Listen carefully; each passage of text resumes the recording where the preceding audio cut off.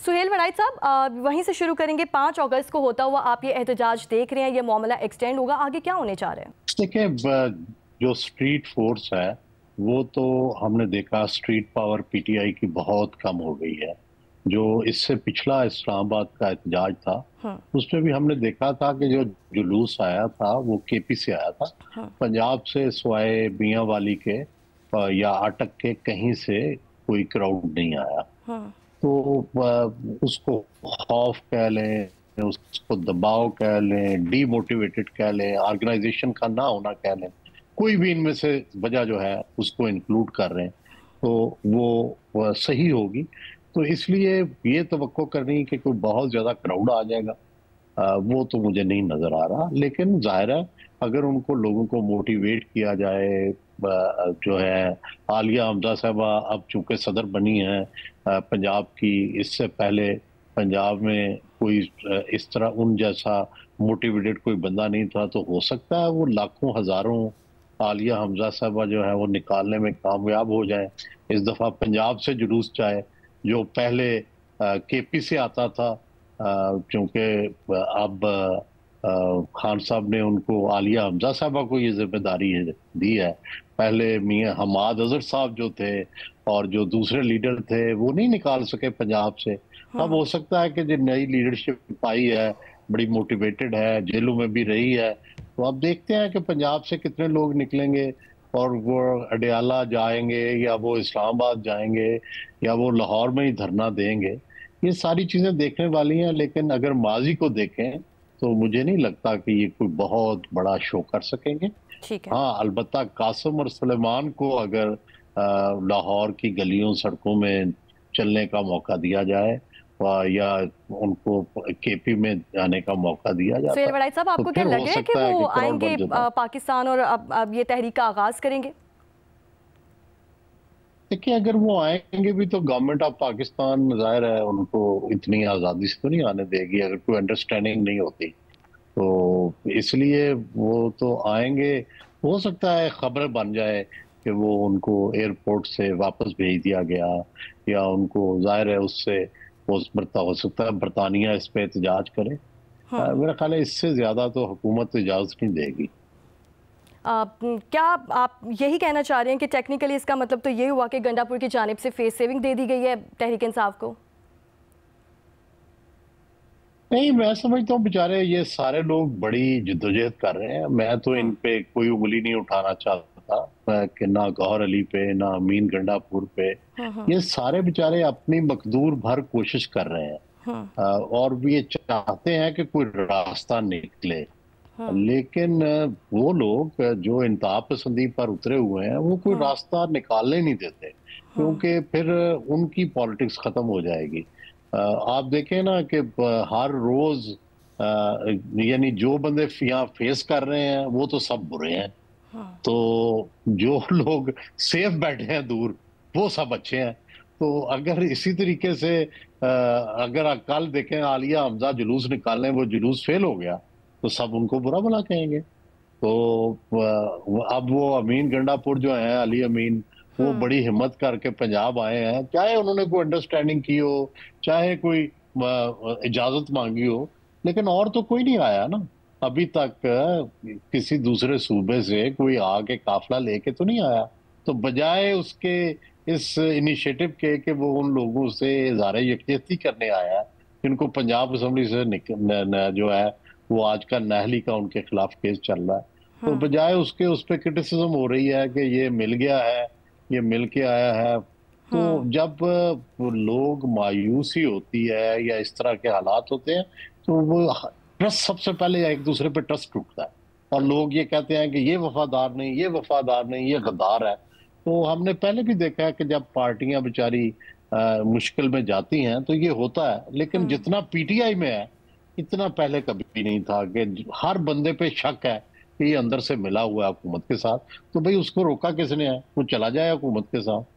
तो अगर आपके साथ तो करें, ये सलाहियत पीटीआई नहीं है। इस वजह से ये एक जो गैर सियासी इनका रवैया है कि बजाय लोगों को मिलाने के, लोगों को भगाने का, फरीजा पीटीआई ने ले लिया है। सियासी जमातें अपनी स्ट्रेंथ इकट्ठी करती हैं, ये खत्म करने की कोशिश करते हैं कि हर बंदे को भगाते हैं, हर बंदे को गाली निकालते हैं, हर बंदे पे शक करते हैं।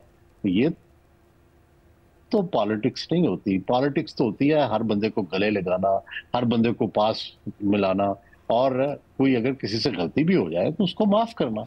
ये है सियासत और ये है कामयाबी। और नाकामी ये है कि आप हर एक से लड़ें, हर एक पे शक करें, तो वही हो रहा है। ठीक है। उमर चीमा साहब, 5 अगस्त की एहतजाज होता हुआ आप देख रहे हैं या ये मामला एक्सटेंड हो जाएगा? क्या होने जा रहा है पार्टी के अंदर अब?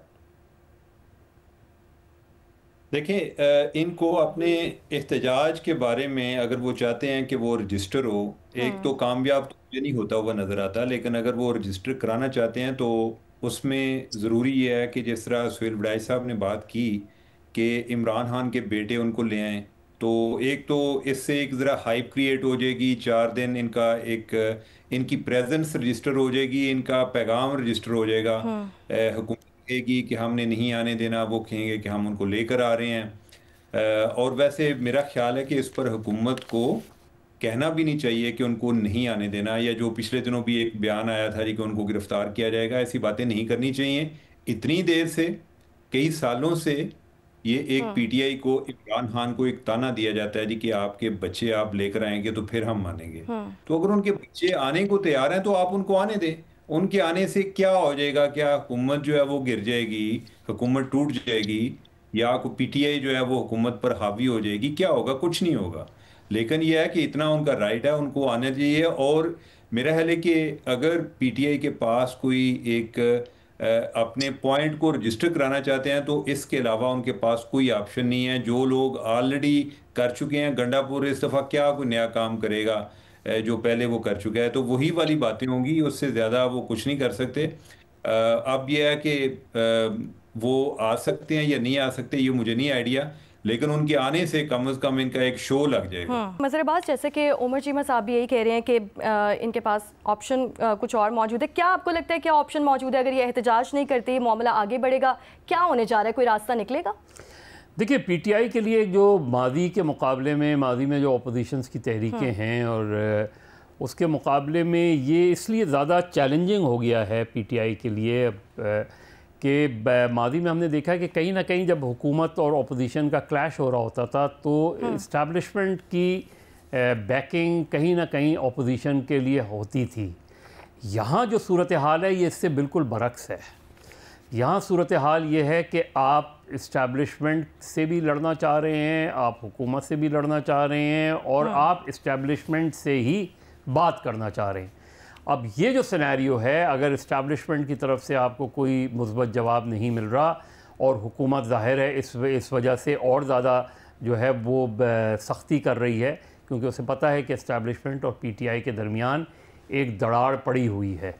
ये तहरीक इंसाफ के लिए और ज़्यादा मुश्किल बना देती है मूवमेंट को। और हमने देखा, हमने 26 नवंबर को भी देखा, तो और उसके बाद पीटीआई के अंदर के रिफ्ट, अंदर के अख्तिलाफ़ात वो उसको मल्टीप्लाई कर देते हैं। गवर्नमेंट तो जब भी होती है, अपोजिशन जब भी मूवमेंट चलाती है, गवर्नमेंट सप्रेसिव पॉलिसीज़ लेकर आती है, सप्रेस करती है।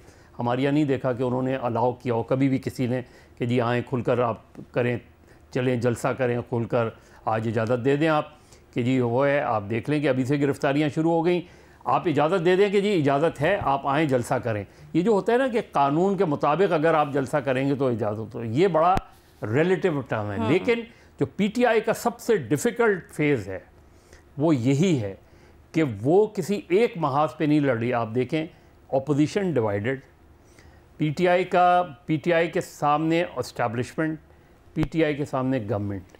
अब ये एक सोलो फ्लाइट है जिसमें कहीं अचकज़ई आ जाएंगे, थोड़े बहुत कुछ और आ जाएंगे, लेकिन जो मेन जो पार्टी थी अपोजिशन की जेयूआई, उसमें और पीटीआई में अब रिफ्ट जो है वो दोबारा माजी की तरह बढ़ती चली जा रही है।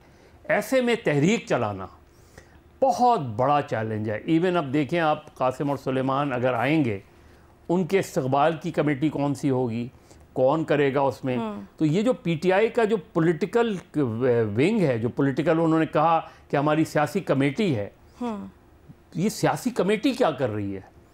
ये एक फ़ैसला सियासी कमेटी क्यों नहीं करती कि जी हाँ इस दिन से शुरू होगा, इस दिन से ये चीज़ें होंगी।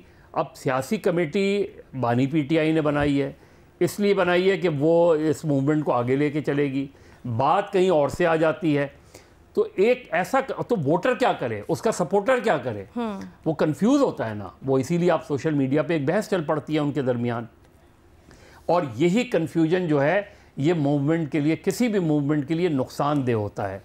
जब मोहतरमा बेनज़ीर भुट्टो पाकिस्तान आ रही थी, उससे पहले उन्होंने ऑलरेडी पाकिस्तान के अंदर 83 की एक पूरी मूवमेंट का, जिसमें 800,000 के करीब लोग मारे गए थे, हालांकि उसका बेस सिंध था, लेकिन उस मूवमेंट का इम्पैक्ट इतना पड़ा कि जब 86 में बेनज़ीर भुट्टो सामने आई तो बेनज़ीर से के मुखालफत जो करने वाले लीडर्स थे वो साइडलाइन हो गए पार्टी के अंदर। गुलाम मुस्तफ़ा जतोई आए थे, वो आउट हो गए। बाकी जो पीपल्स पार्टी के लोग आए थे जिनको अंकल्स कहा जाता था वो साइड हो गए। तो मूवमेंट प्लस जब बेनज़ीर भुट्टो आई तो एक मैसिव क्राउड था। जो चौधरी शुजात ने उसके बारे में लिखा भी है कि नवाज़ शरीफ उसको रोकने की बात कर रहे थे, तो मैंने उनसे कहा कि इतने बड़े क्राउड को आप कैसे रोकेंगे। तो पहले तो ये है कि क्या पीटीआई, पहली चीज़ ये कि कब अनाउंसमेंट होगा, अगर वो आ रहे हैं उनके बेटे, और आ रहे हैं तो किस तरीके से मोबिलाइजेशन होगी, ये होगी। तो एक चैलेंज है पीटीआई के लिए, लेकिन मेरे नुक्ता नज़र से उनका सबसे बड़ा चैलेंज ये है कि वो 2 महाज़ों पे लड़ रहे हैं, और 2 महाज़ों पे लड़ में जिसमें पाकिस्तान के सबसे ताकतवर मुक़्तदरा भी शामिल हो, बहुत आसान नहीं होता।